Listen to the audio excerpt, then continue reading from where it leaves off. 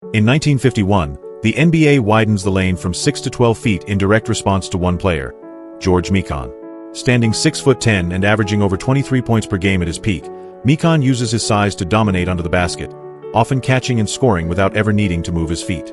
Because the paint is so narrow, defenders cluster tightly, and offenses grind into slow, predictable sequences. The league identifies Mikan's post presence as both a competitive imbalance and a pace killer, so it authorizes a lane expansion designed to force big men into motion and open up offensive spacing. The result is an initial dip in scoring, as players adjust to new positioning and spacing, but by 1952, league averages begin climbing again. NCAA programs follow suit, enacting similar lane. By 1954, NBA games average just 79.5 points per team, nearly 20 points lower than today's slowest teams. Frustrated by endless stalling and low fan turnout, Syracuse Nationals owner Danny Bias I proposes a fixed possession limit, 24 seconds to shoot, or the ball turns over. He calculates this number based on 120 average shots per game and 48 total minutes, arguing that structure will force action without making the game frantic. The league tests the new rule during preseason, and on October 30, 1954, Syracuse faces Boston in the first regular season game using the clock. The results are immediate. Scoring rises by more than 14 points per team overnight, pace doubles, and spectators, especially on television, respond with renewed interest. Fast breaks become more viable, defensive pressure intensifies, and coaches begin to rethink play design around shot timing rather than slow setups. The rule isn't just popular, it redefines what professional basketball looks like.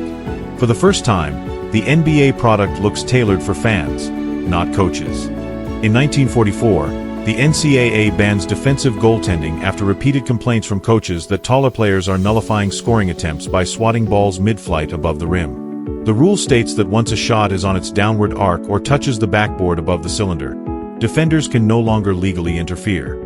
3 years later, in 1947, the NBA, then the BAA, follows suit, enacting the same restriction in an effort to balance offensive opportunity. The primary target again is George Mikan, who frequently records blocked shots after the ball leaves the shooter's hand but before it can reach the hoop. The league also introduces a companion rule defining basket interference, penalizing offensive players who touch the ball on or above the cylinder. These twin restrictions limit vertical dominance and force big men to rely more on timing and footwork than raw reach. Mikan, who routinely alters shots in mid-air, finds his defensive impact blunted, and the change ripples outward to influence how coaches design interior schemes. It's the league's first major constraint on above-the-rim athleticism. Tall defenders lose their air control, and the next challenge becomes reviving a stalled game through offensive innovation, setting the stage for the league's most transformative invention. In 1964, the NBA widens the lane for a second time, this time from 12 to 16 feet, to contain the dominance of one player, Wilt Chamberlain. 2 years earlier, Chamberlain averages an unprecedented 50.4 points per game and records a 100-point night against the Knicks in Hershey, Pennsylvania. His combination of size, at 7 feet 1 inch, and mobility allows him to score at will from close range, often camping near the rim and exploiting the narrow lane for deep position. The new rule pushes post players farther from the basket, forcing them to initiate moves outside of their comfort zone. The NBA also bans several of Chamberlain's signature free throw routines, including tossing the ball off the backboard or sprinting from the top of the key to dunk it, a method made legal only because of outdated foul line interpretations. Although the changes are explicitly designed to blunt his edge, Chamberlain continues to lead the league in scoring and rebounding for multiple seasons. It's the rare case where a rule change both targets and fails to slow a singular force. Even with a wider paint and stricter free throw rules, Chamberlain's statistical dominance persists, prompting coaches to explore new ways to defend elite scorers without abandoning man coverage entirely. By the early 1970s, NBA coaches begin experimenting with zone-style schemes, subtly drifting defenders away from their assigned man to clog driving lanes and protect the paint. Although the league has technically outlawed zone defense since its inception, enforcement remains lax, and teams increasingly exploit this ambiguity to neutralize athletic scorers. This trend runs counter to the NBA's marketing goals, which hinge on individual star power and one-on-one isolation matchups. To correct course, the league re-emphasizes its stance, culminating in the 1981 season with stricter enforcement of the illegal defense rule. Under the updated guidelines, defenders who stray too far from their man without actively helping risk a technical free throw and loss of possession. The rule, designed to eliminate sagging defenders and encourage isolation play, introduces new challenges for coaches trying to disguise coverages. Many complain that the rules language is unclear and forces referees to make judgment calls in real time, often inconsistently. Critics say it punishes smart help defense more than it promotes offense. Still, the intended result materializes. Spacing improves, ball-dominant stars gain room to operate, and scoring sees a measurable uptick through the mid-1980s. But the league's obsession with offensive dynamism isn't finished yet. Its next experiment comes from the three-point arc of a rival league. In 1979, the NBA officially adopts the three-point line, borrowing the rule from the recently merged ABA. The arc measures 22 feet in the corners and extends to 23 feet, 9 inches at the top, deliberately calibrated to reward long-range accuracy without overpowering the interior game. During its first season, league teams averaged just 2.8 attempts from beyond the arc per game, and the rule is widely dismissed by coaches and players as a novelty. Boston Celtics guard Chris Ford records the first official NBA three-pointer on October 12, 1979, but most teams treat the shot as a late-clock bailout, not a strategic weapon. Skepticism lingers because front offices and broadcasters alike view the three-pointer as a gimmick, a crowd-pleasing holdover from the ABA's flashier product. However, the landscape begins to shift with the arrival of Larry Bird and Magic Johnson, who enter the league that same season. Their elite passing and spacing force defenses to respect the perimeter, slowly normalizing the idea of pulling defenders away from the paint. It isn't volume but efficiency that keeps the shot alive. Over the next decade, the three-point line evolves from experiment to essential, and the seeds of modern spacing take root. But as outside shooting gains value, the league continues fine-tuning how defenders are allowed to guard it, leading to the next rule overhaul. In 1994, the NBA begins formally limiting hand-checking on the perimeter, prohibiting defenders from using extended arms to control ball handlers above the free throw line. For decades, physical contact had been a tolerated part of on-ball defense, allowing stronger guards to steer or bump offensive players without a foul. But as scoring rates plateau in the early 90s and post-Jordan fatigue sets in, the league intervenes. It begins by tightening whistle frequency, then ramps up enforcement throughout the early 2000s to prioritize movement and reduce low-scoring, grinded-out possessions. By 2004, the introduction of the defensive 3-second rule further weakens help defense, effectively banning shot blockers from lurking in the paint unless they're actively guarding. Guards like Allen Iverson, Steve Nash, and Kobe Bryant benefit most, using the extra space to generate isolation shots, split defenders, or draw fouls without heavy contact. League scoring climbs again, and pace of play accelerates, aligning with the NBA's broader shift toward high-output offense. What had been a subtle guideline becomes a defining constraint on perimeter defense.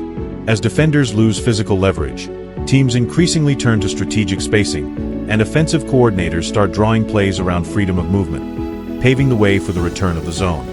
In 2001, after more than 5 decades of prohibition, the NBA legalizes zone defense, ending a rule that had forced teams into strict man-to-man coverage since the league's founding. The change is part of a broader effort to modernize defensive schemes and align NBA rules with international basketball, which has long allowed zones. However, to prevent defenders from simply clogging the paint, the league introduces the defensive 3-second rule in tandem. Any off-ball defender who stands in the key for more than 3 seconds without actively guarding a player is penalized. This clause preserves spacing and ensures that the new defensive flexibility doesn't revert the game to a pre-shot clock slog. Critics, including Mavericks owner Mark Cuban, argue that allowing zones will cripple scoring by enabling teams to double-star players without consequence. But within 2 seasons, league-wide scoring actually increases, climbing from 94.8 points per game in 2001 to 97.2 by 2003. Coaches adapt quickly, using motion offenses, skip passes, and perimeter shooting to manipulate shifting defenses. The irony is that zones, designed to compress space, end up accelerating the spread of the floor. The move sets the stage for an era defined not by brute post play, but by quick rotations, perimeter speed, and tactical fouling, particularly when it comes to free throw liabilities. In the early 2000s, Spurs coach Greg Popovich begins routinely instructing his players to foul poor free throw shooters away from the ball, often before the offense even initiates a play. The tactic, known as hack-a-shack, is named after 7'1" center Shaquille O'Neal, who shoots just 52.7% from the line over his career. It later expands to include Dwight Howard, DeAndre Jordan, and other frontcourt players who struggle at the stripe. Because the fouls are technically legal, they become a loophole that allows defenses to slow the game, disrupt flow, and turn possessions into dull free throw parades. By 2016, league officials respond to mounting complaints from broadcasters and fans, as games featuring hack strategies often stretch past the 3-hour mark and kill momentum. The NBA modifies the rule to award 1 free throw and possession on intentional off-ball fouls committed during the last 2 minutes of each quarter, and later expands the protection to the entire game. The adjustment is largely seen as a success, reducing deliberate fouls and preserving late-game pace, especially during the 2016 NBA Finals. It marks a rare case where aesthetic pressure, not player safety, drives a formal rule rewrite. With intentional fouling now curbed, the league turns its attention to another disruption plaguing highlight plays, the fast break grab foul. During the 1980s, as teams begin emphasizing transition offense, defenders often resort to grabbing players from behind to stop fast breaks before they start. These intentional fouls, usually committed just past half court, prevent high-speed dunks and highlight finishes, erasing the spectacle fans come to see. By 2001, the NBA implements the clear path foul rule. If a defender fouls a player with no one between him and the basket, the offense receives 2 free throws and retains possession. The goal is to eliminate the incentive for deliberately breaking momentum on open plays. 17 years later, in 2018, the league expands the rule with stricter language and introduces automatic replay reviews to confirm eligibility. Now, referees check whether the offensive player had a clear scoring chance and if the foul occurred before a second defender could intervene. The change tries to protect pace without triggering soft whistles. Yet despite its intent, the rule remains controversial in close games, especially when minor contact leads to disproportionate punishment. Critics argue that flops and incidental fouls blur the line between tactical defense and unsportsmanlike conduct, forcing the league to continually adjust enforcement. The next update comes not from scoring or spectacle, but from rising concern around unnatural shooting fouls. In 1990, the NBA officially introduces the Flagrant 1 and Flagrant 2 designations to separate hard fouls from dangerous ones. The rule arrives on the heels of the Pistons' Bad Boys era, when Detroit's physical defense, especially against stars like Michael Jordan, tests the league's tolerance for contact. A Flagrant 1 results in free throws and possession, while a Flagrant 2 includes an automatic ejection, depending on intent and severity. But enforcement is subjective, and throughout the 90s, players and coaches argue over what actually qualifies. By 2006, the infamous brawl involving Ron Artest and fans in Detroit, the Malice at the Palace, reshapes league policy overnight. Suspensions grow longer, ejections come faster, and fines of $25,000 or more become routine for hard contact above the shoulders or any perceived escalation. The league pivots sharply toward prioritizing image and player safety, positioning itself as a polished, global product. Where the 80s glorified toughness, the 2000s begin branding control. Even today, flagrant foul rulings generate debate, especially during playoffs, when the line between aggression and recklessness narrows. That same tension fuels the league's next challenge, defining what is, and isn't, a legitimate shooting motion. In 2002, the NBA introduces instant replay to verify whether buzzer-beating shots leave a player's hand before time expires. The change comes in response to several high-profile controversies and represents the league's first formal attempt to supplement officiating with technology. A decade later, in 2012, the replay system expands to include reviews of flagrant fouls, goaltending, and out-of-bounds calls in the final 2 minutes. Officials now routinely pause games to consult monitors, bringing scrutiny, but also a higher level of precision to game-changing moments. In 2020, the NBA adds a coach's challenge, giving each team 1 opportunity per game to contest a personal foul, out-of-bounds ruling, or goaltending call. Though it slows the pace, especially in late-game situations, the review system is widely accepted as a net positive for fairness. Fans still chant rigged during tense reviews, but public trust grows as referees wear microphones and explain decisions in real time. The league begins treating officiating as a shared responsibility rather than a behind-the-curtain process. With video replay firmly entrenched and officiating modernized, the next rule overhaul targets not judgment errors, but exaggerated shooting motions designed to exploit them. In 2022, the NBA formally outlaws the take foul a tactic where defenders intentionally stop fast breaks by grabbing or bumping ball handlers before they can build momentum. The new rule awards one free throw to the fouled player, plus possession of the ball, creating a clear disincentive for breaking the flow of transition offense. Previously, take fouls were considered smart strategy, especially in late quarters, but they disrupted rhythm and erased highlight reel opportunities. The rule change comes after years of complaints from broadcasters, coaches, and fans that the game was being slowed down by technical loopholes. The impact is immediate. The league records a 2.5-point increase in average transition scoring per game, with explosive guards like Ja Morant and De'Aaron Fox benefiting from fewer early fouls. The rule prioritizes movement and open court spectacle, more dunks, fewer whistles, and aligns with the NBA's broader push to favor fluid offense over deliberate defense. It's one of the few rule changes that almost no one argues against. Still, officials continue tweaking its application during tight contests, where judgment on transition opportunity remains slightly subjective. As the take foul fades, the league shifts focus to the latest frontier of debate: how players weaponize unnatural shooting motions to manufacture fouls. In 2018, the NBA tightens enforcement around one of the most misunderstood areas on the court: the restricted zone under the basket. The semicircle, set 4 feet from the hoop, marks a no-charge area. Defenders with 1 or both feet inside it cannot legally draw a charge, regardless of position. This rule, added in 2011, is not new, but enforcement had been inconsistent, especially on fast breaks where timing and foot placement blur. Players like James Harden and Giannis Antetokounmpo begin exploiting that gray area, drawing fouls by attacking downhill and daring defenders to contest late.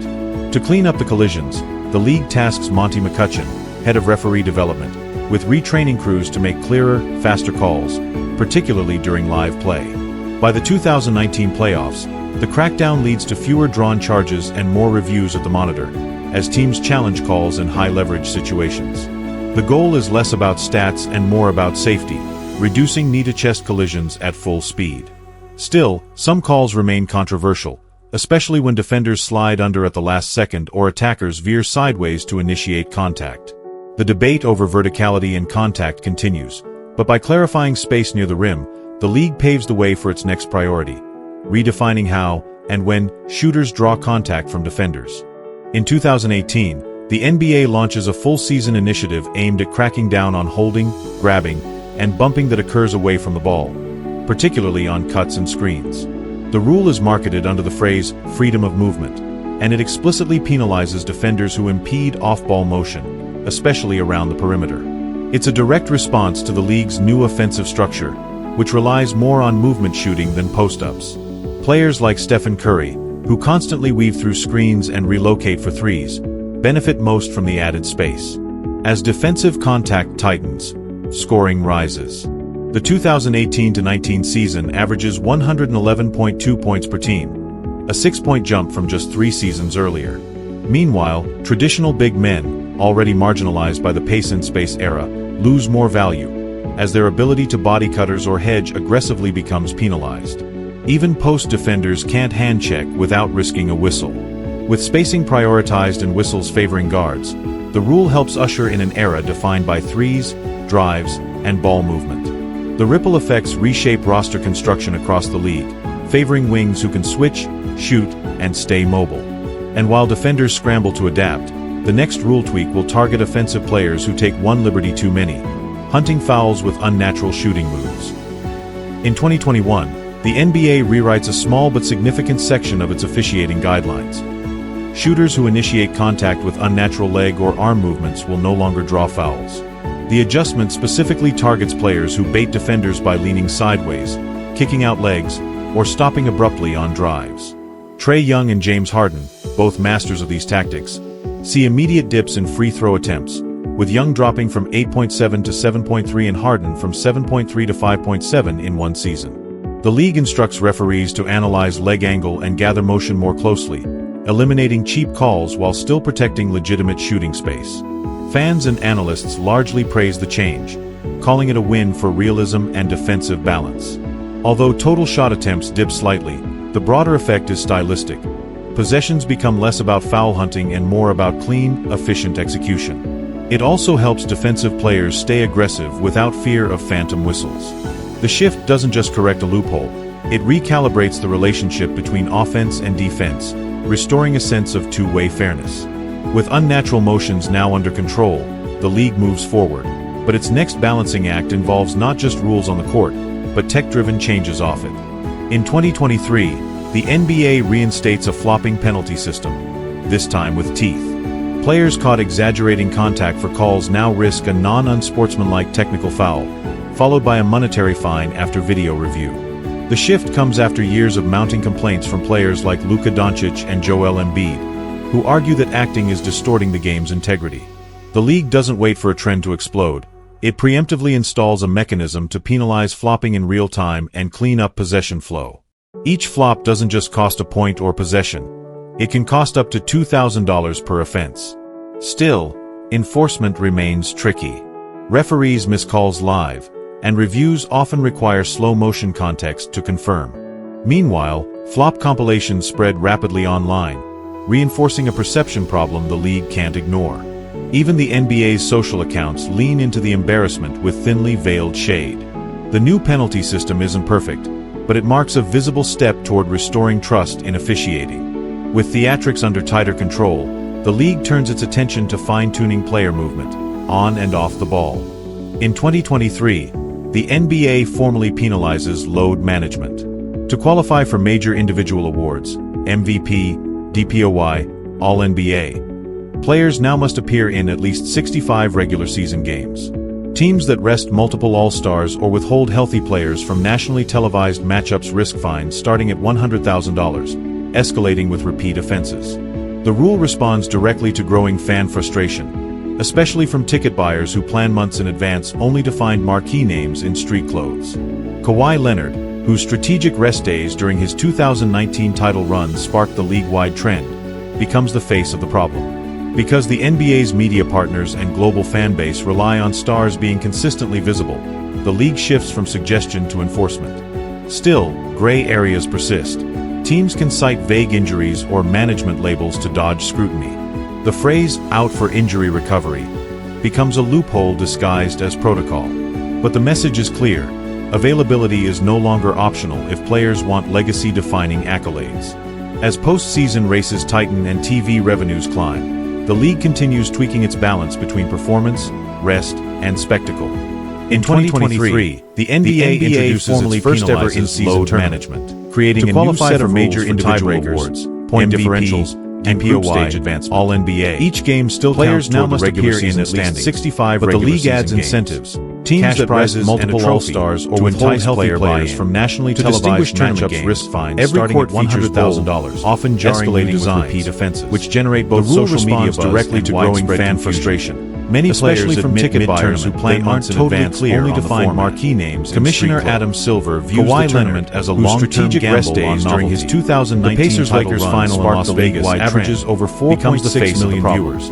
Because the NBA's media breakout and global fan base rely on stars being consistently visible. However, some coaches criticize the emphasis on point differential. Still, gray areas teams to run up scores teams late. Can cite vague tournament disrupts NBA tradition, dodge scrutiny, but also reinvigorates a mid-season window that usually fades from becomes a loophole disguised with Silver eyeing global expansion. But the message is clear: rights renewal availability is no longer optional. The NBA keeps players want legacy-defining accolades, formats, and as postseason races tighten and TV revenues climb. The league continues tweaking its balance between performance, rest, and spectacle. In 2024, the NBA begins testing smart ball technology in the G League, embedding sensors inside the game ball to track arc, spin rate, and release point.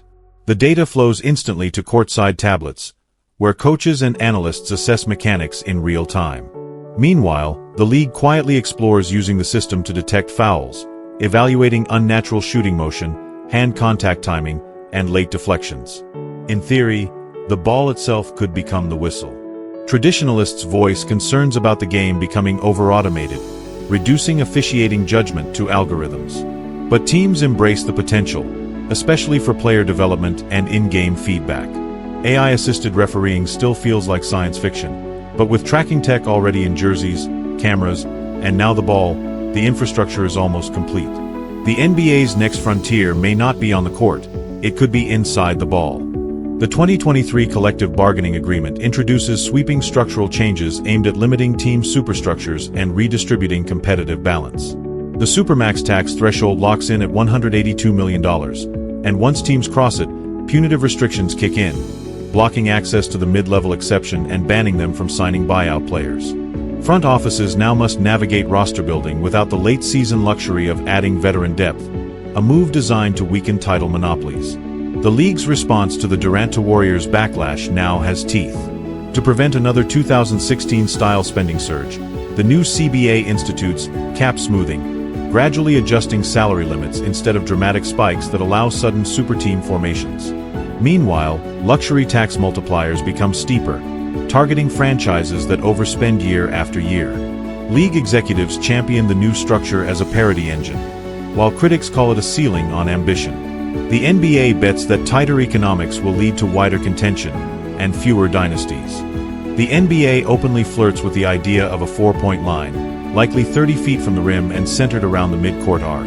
While not yet adopted, league officials monitor player shooting data closely, especially as long-range attempts rise past 35 per game. Meanwhile, trials for automated goaltending detection are underway, using high-speed sensors to eliminate review delays. Precision may soon outpace tradition as officiating leans further into tech. The rulebook continues expanding as the league borrows experimental tweaks from the WNBA, including transition take-foul adjustments and timeout pacing strategies. Defensive hand-checking, especially involving off-ball bumping, remains under review, with some coaches calling for tighter enforcement. As playstyles evolve, the NBA maintains a posture of permanent recalibration. The only guarantee in the modern game is that every rule is provisional, and every season tests the balance between fairness, spectacle, and control. If this deep dive kept your attention, there's more coming. Subscribe to stay ahead of the next rule shift, format change, or stat that reshapes the league. Thanks for watching.